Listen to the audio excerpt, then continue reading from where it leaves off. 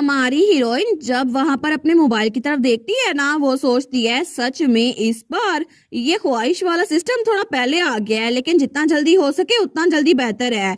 और वहां पर उसके किंगडम का जिक्र था, एंडर ब्लैंक डची का दूसरा घर।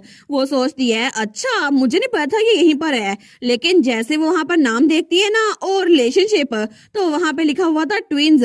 वो सोचती है कि यार ट्विंस, लेकिन ये तो मेरी 45th लाइफ में था ना। और तभी उसे एक लड़की की याद आती है जो कि उसका जुड़वा भाई था उस लाइफ में। वो कहता है अगर इस इलनेस की वजह से ना होता ना तो मैं कभी भी यहाँ पे न रहता।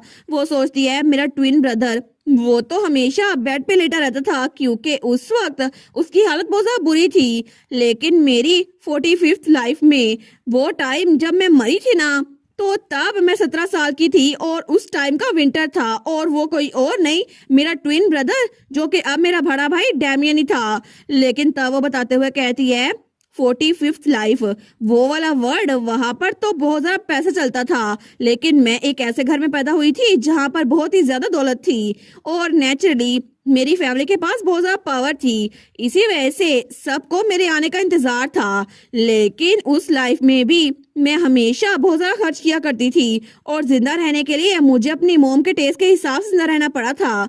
लेकिन अगर जरूरत पड़ती थी तो मैं अपने हाथ को खून से रंगने से भी बाज नहीं आती थी।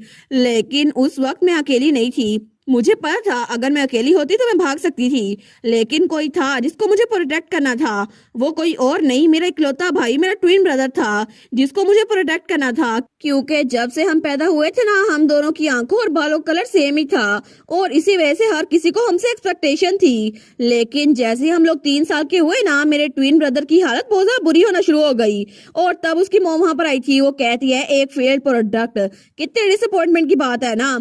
आखिर ये लड़का, ये मेरा बेटा होकर इतना कमजोर कैसे हो सकता है। तो वहां पे उसका हस्बैंड था। वो कहता है प्लीज अपसेट मत हो डियर, ये डिफेक्टिव गुड, इसको भी हम डिस्पोज कर सकते हैं और इसके अलावा इसकी बहन भी तो है ना, वो भी हमारी बेटी है, हम उसको इस्तेमाल कर सकते हैं। और इस तरह हमारी हीरोइन बताती है मेरे पेरेंट्स जो कि हमारे सगे माँ बाप थे, उन्होंने हमें टूल्स के अलावा कभी कुछ समझा नहीं था। लेकिन मैं अपने भाई के लिए कुछ भी नहीं कर सकती थी। उस वक्त जब मेरा भाई वो मरने ही वाला था ना और मेरे डैड भी उसको मारा करते थे, तब भी मैं बहुत ज्यादा वीक थी, मैं कुछ नहीं कर पाती थी। लेकिन उस वक्त मैंने अपनी मॉम का ध्यान अपनी तरफ करने की कोशिश की ताकि उनका सारा ध्यान मेरी तरफ हो जाए और भाई की तरफ तवज्जो न दे।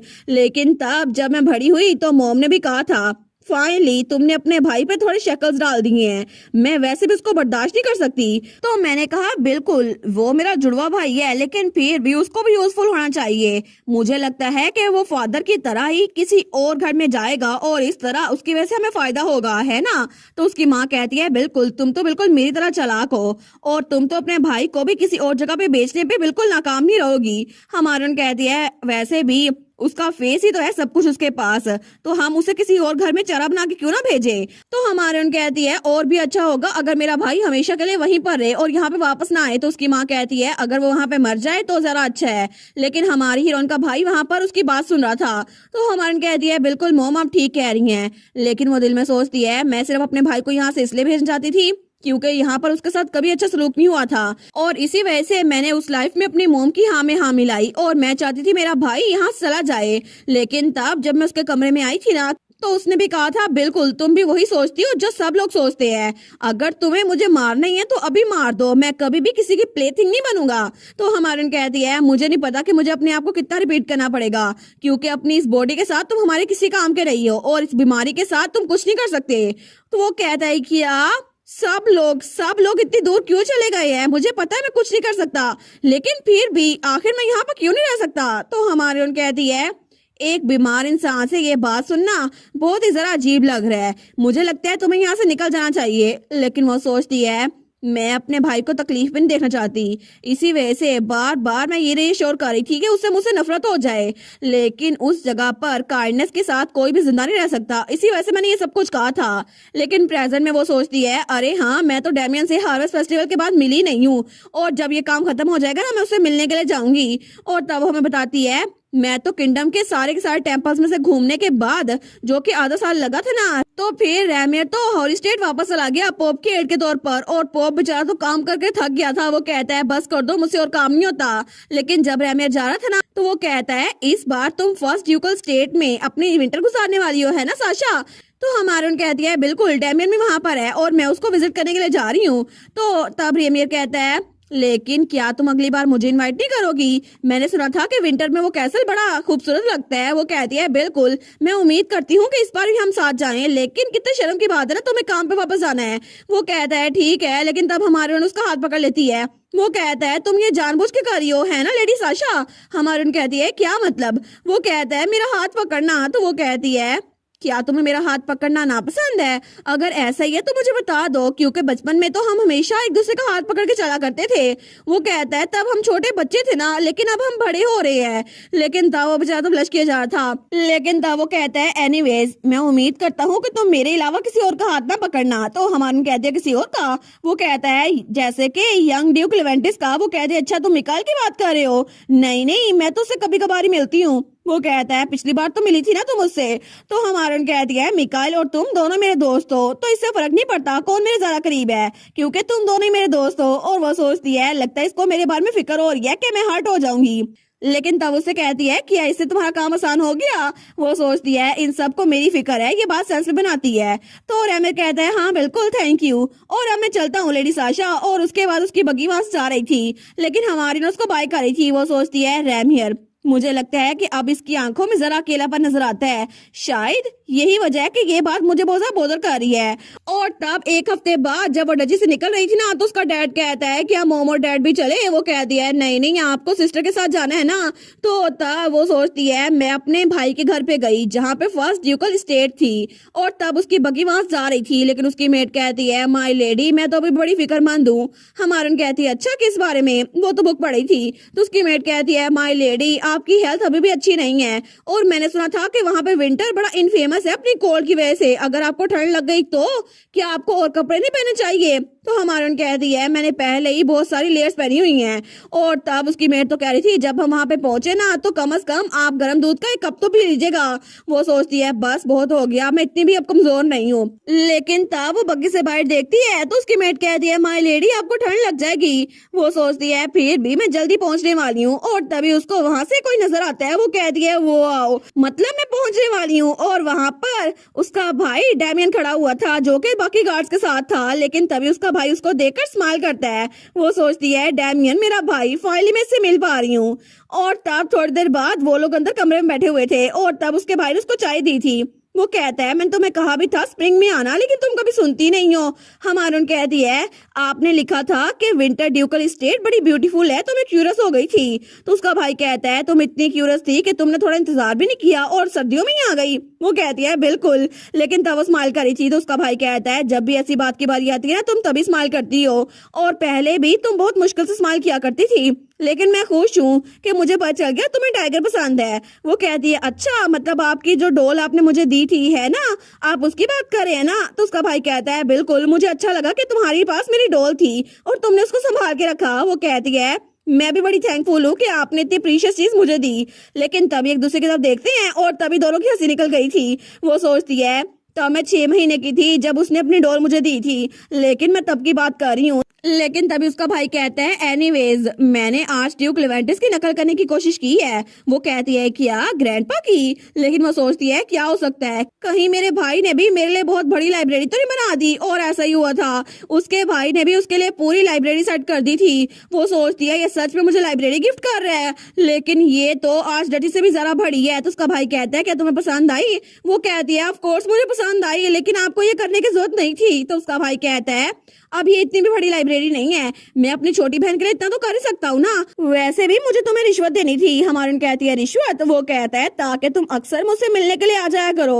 वो कहती है आपने तो कहा था मैं स्प्रिंग में आऊँ, और आप अब कह रहे हैं मैं अक्सर आ जाया करूँ। वो कहता है क्या तुम अपसेट हो गई थी क्योंकि मैंने तुम्हें कहा था कि बाद में आना, अभी मत आना?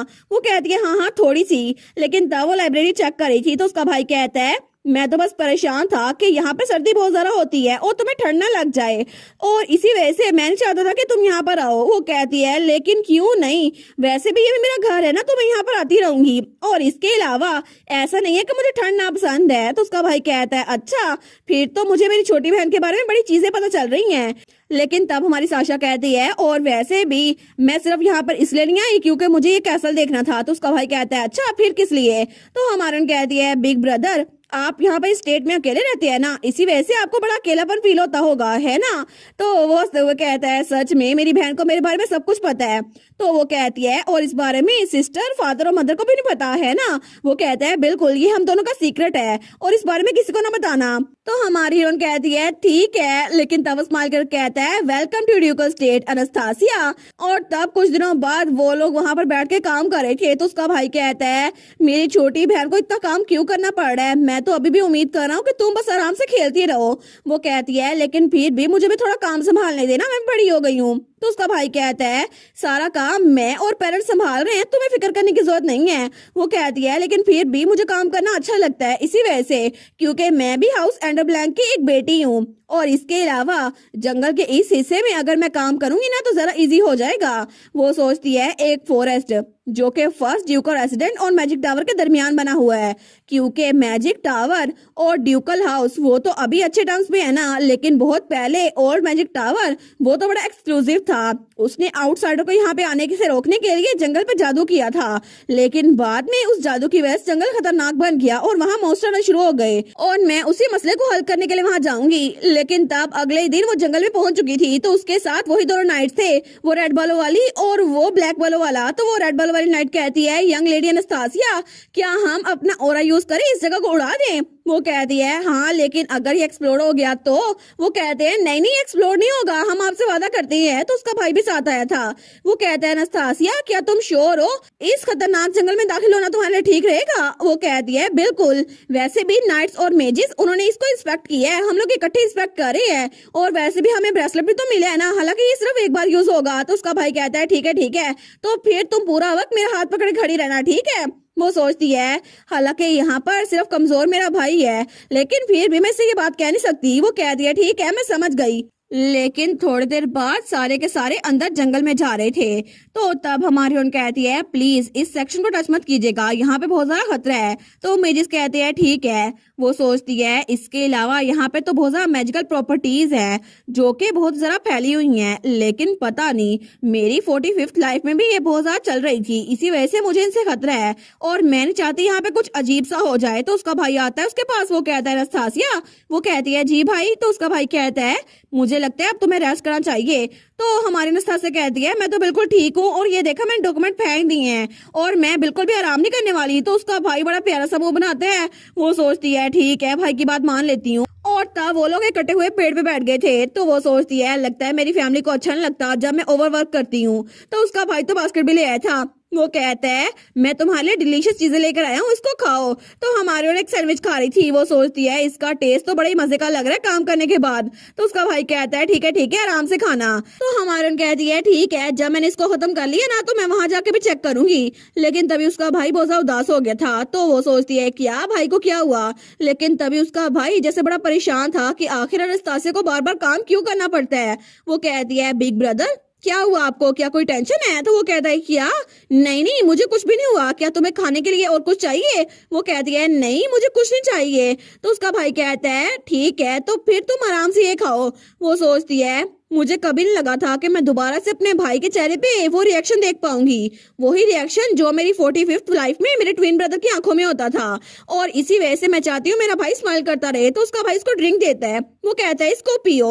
और थोड़ी देर बाद वहां पे बास्केट पड़ी हुई थी। वो सोचती है मैंने अपने भाई को वहां भेज दिया ताकि वो थोड़ा सा रेस्ट कर सके, लेकिन फिर भी मुझे लगता है मुझे अपने भाई को फॉलो करना चाहिए, ये इलाका बड़ा खतरनाक है।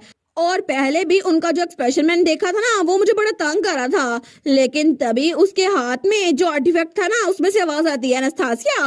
वो कहती है मिकाइल क्या हुआ है? तो आवाज आ रही थी मैजिक टावर मास्टर ने कहा है कि तुम्हें केयरफुल रहना चाहिए, वहां बड़ा खतरा है। लेकिन तब वो कहती है मिकाइल क्या हुआ है? तो तभी वहां से किसी के चिल्लाने की आवाज आती है। तो वो मेड भागती हुई आती है। वो कहती है मॉन्स्टर, उस साइड से मॉन्स्टर आ रहे हैं। तो हमारे उठती है। वो सोचती है क्या उस साइड से, लेकिन उसी साइड पे तो मेरा भाई गया था डैमियन, अगर भाई खतरे में हुआ तो मुझे उसको बचाना होगा।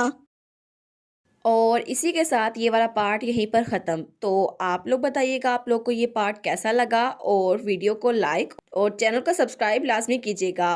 बाकी वीडियोस का लिंक भी स्क्रीन पर नज़र आ रहा होगा, तो काइंडली उनको भी चेकआउट कर ले। और thank you so much for watching my videos. Stay safe, bye bye.